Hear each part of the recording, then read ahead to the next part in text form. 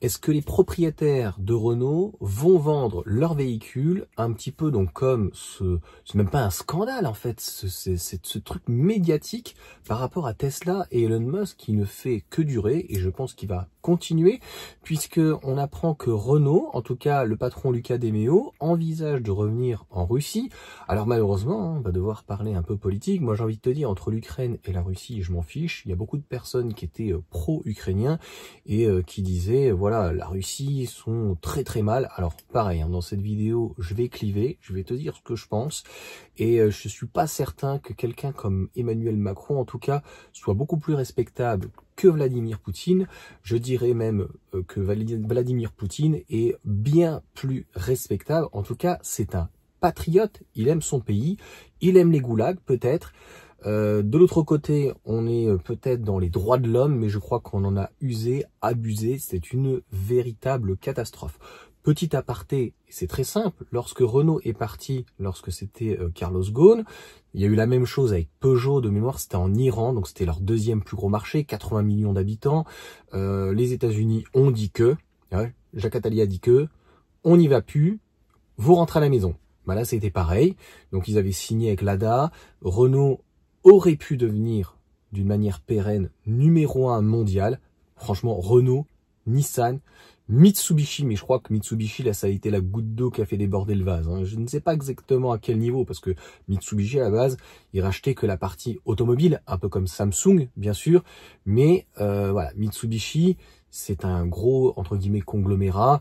Je crois qu'ils ont aussi des banques au Japon, mais Mitsubishi, voilà, pompe à chaleur, etc., etc., un petit peu comme Sony, c'est pas comme Toyota, tu vois. Donc concrètement, nous avons donc Renault qui part donc de Russie comme Peugeot et ça prend des proportions complètement délirantes à l'époque où Vladimir Poutine dit bah, si vous vous cassez, on nationalise tout. Donc c'est une punition qui est énorme. On a une société, une multinationale donc à la base française, mais les multinationales en fait elles sont devenues un petit peu comme ces globalistes comme Emmanuel Macron et la différence donc à contrario avec quand même un Vladimir Poutine qui défend donc quand même les intérêts donc de la Russie et pas d'un autre pays, eh bien on en arrive là. Il nationalise pendant que de l'autre côté tu as Emmanuel Macron qui te brade toute la France, hein. On l'a bien vu, avec soit un coup c'était Siemens avec les Allemands, soit avec General Electric avec les Américains, ou éventuellement avec les Chinois, les Qataris, le Moyen-Orient, enfin tout est bon, les stades, les autoroutes, bien sûr c'est surtout, donc bientôt demain ça sera les hôpitaux, mais tout ce qui est entre guillemets donc service public ou stadium, ou vraiment tous les trucs à Arena, Thales, enfin voilà. Tout ce qui était à liquider, surtout donc à l'international, tant mieux, Arcelor, enfin j'en passe et les meilleurs. Donc l'idée en tout cas que Renault veuille revenir en Russie, je pense que c'est une très bonne idée. Je ne sais pas dans quelles conditions ça sera, puisque c'est quand même une sacrée punition, dans la mesure où il y a eu un investissement, et cet investissement a été à perdre dans la mesure où la Russie, Vladimir Poutine, a dit vous barrez, ben nous en fait on récupère l'usine. Donc on nationalise. Quand même magnifique. Elle est pas belle la vie.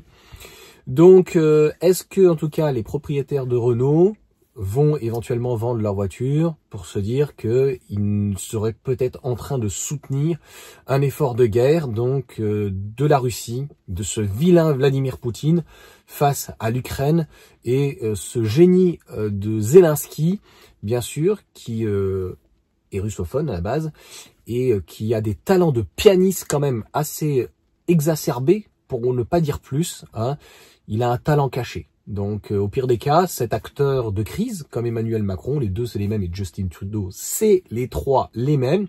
Parce que je crois que c'est d'ailleurs des young leaders, hein, voilà, hein, sans rentrer dans la politique, c'est un fait. Donc à la niche, ils vont rentrer chez tonton Klaus Schwab, en Suisse, puis ils vont arrêter en fait de nous emmerder. Oui, Luca De Meo est un businessman, et j'espère qu'il roule pour Renault, mais on voit bien qu'à un moment donné, il pourrait partir donc pour Stellantis ou pour autre. Et c'est ce qu'on peut reprocher en fait à une multinationale, c'est qu'aujourd'hui on a un PDG qui, voilà, il est plus là, parachute doré, il s'en va, il revient. En fait, il est là pour gérer un business, tu vois, c'est un peu comme un banquier qui gère des actifs.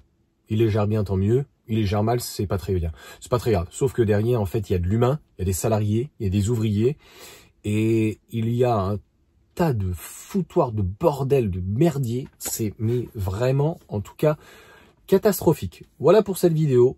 Voilà pour ce que j'en pense. Et je trouve ça extrêmement encore cocasse, et on ne verra pas dans les médias, que ce soit TF1, France 2, France 3, M6, CNews, BFM, tout ce que tu veux, dire Lucas Demeo souhaite réinvestir en Russie. Oh là là là là, pendant qu'on est en train de soutenir l'Ukraine, le vilain russe. Ah oui, tu sais, faut mettre tout le monde dans le même paquet. Donc ça serait bien qu'on revienne un petit peu à la raison. Et Lucas Demeo, là-dessus, on peut pas lui reprocher de dire, voilà, moi je suis PDG de Renault, et on avait l'ADA, et on peut pas se permettre en fait de laisser ce marché-là. C'est une belle opportunité, et c'est un truc de malade. C'est un truc de malade. C'est comme le gaz russe, c'est comme tout. Enfin, en fait, c'est ce que le général de Gaulle d'ailleurs disait, c'est que nous ne sommes pas amis avec les Américains, nous ne sommes pas amis non plus avec la Russie, ni avec l'Ukraine, ni avec l'Allemagne.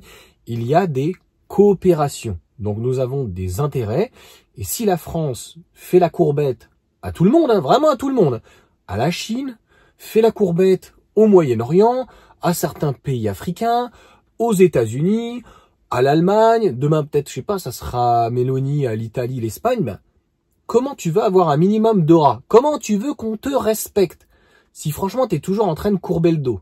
Voilà. Là, on est en train de se réveiller, entre guillemets, sur l'immigration et les problèmes d'OQTF, par exemple. C'est quand même un truc, c'est dramatique. Bah oui, mais bon, c'est les traités d'Aix-la-Chapelle et les traités de Marrakech qu'Emmanuel Macron a signés. Pourquoi? Pour avoir de la main-d'œuvre pas chère.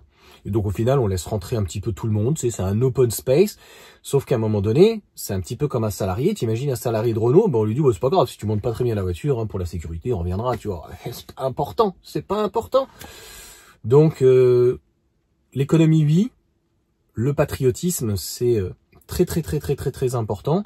Et si, en fait, bah voilà, ces multinationales veulent absolument faire n'importe quoi, bah c'est dramatique. Et encore une fois, ce qui est vraiment dramatique, c'est quand on a des multinationales qui sont en l'occurrence françaises et qui se laissent en fait berner, dominer donc par des gouvernements qui sont hors de France. Donc ça veut dire que on est les laquais, et surtout que on n'est pas en capacité de pouvoir dire non, ou au minimum, franchement, de garder nos propres intérêts, les intérêts de la France. Mais bon, ça fait très longtemps, hein. Emmanuel Macron donc était ministre de l'économie, ministre de l'économie, ministre du désengagement économique, tu vois. Donc le but, c'était vraiment de tout brader. On le voit aujourd'hui en 2025, depuis 10 ou 15 ans qu'il est là, ce guignol, et même avant, même après, d'une manière successive, ça a été en tout cas une véritable catastrophe. Désolé pour cette vidéo, je dis toujours ce que je pense, que ça plaît pas, et quand on fait du business, encore une fois, aller travailler avec les Russes, ça peut être des Ukrainiens, ça peut être qui tu veux, ça sera pas pire en tout cas que Lafarge avec les terroristes de Daesh qui les avaient entre guillemets financés à hauteur de 600 000 €, je crois. Donc à un moment donné, il y a des règles.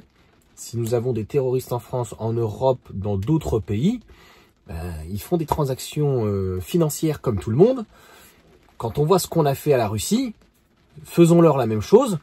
Mais bon, quand tu vois un mec comme Le Maire qui dit qu'il va plier le pays, en fait la Russie a une telle résilience que en France, si on faisait ça, le côté positif, c'est que tous les cafards qui détestent la France, tous ces gouffards, hein, comme ils nous appellent, eh bien peut-être qu'ils rentreraient enfin, tu vois, dans leur pays, parce que enfin il y aurait vraiment que les meilleurs qui resteraient, parce qu'à un moment donné, si on fait plus de patriotisme en France, à un moment donné, on devient un pays du tiers-monde, en fait. C'est juste une histoire de mafia, tu comprends? Tu viens, tu rentres, tu repars, tu fais ton truc, et on te dit il n'y a pas de pognon, tu vois. Il y a des pays, notamment en Afrique, qui sont extrêmement riches, mais où tout est contrôlé, en fait, par un système de mafia, par une petite clique. On l'a vu même ne serait-ce qu'avec Ben Allah, et pas Ben Ali, en Tunisie. Donc, tout est lié. Et je pense qu'à un moment donné, une société comme Renault, en fait, elle ne doit pas se faire dicter, surtout si c'est une multinationale, qui n'est plus réellement française, les intérêts de la France ou des États-Unis, en fait, ils font leurs propres intérêts logiquement, un peu, si on peut dire comme Elon Musk, même si aujourd'hui c'est un peu compliqué puisqu'il est quand même très proche aujourd'hui du pouvoir. Sur ce, bonne journée à tous.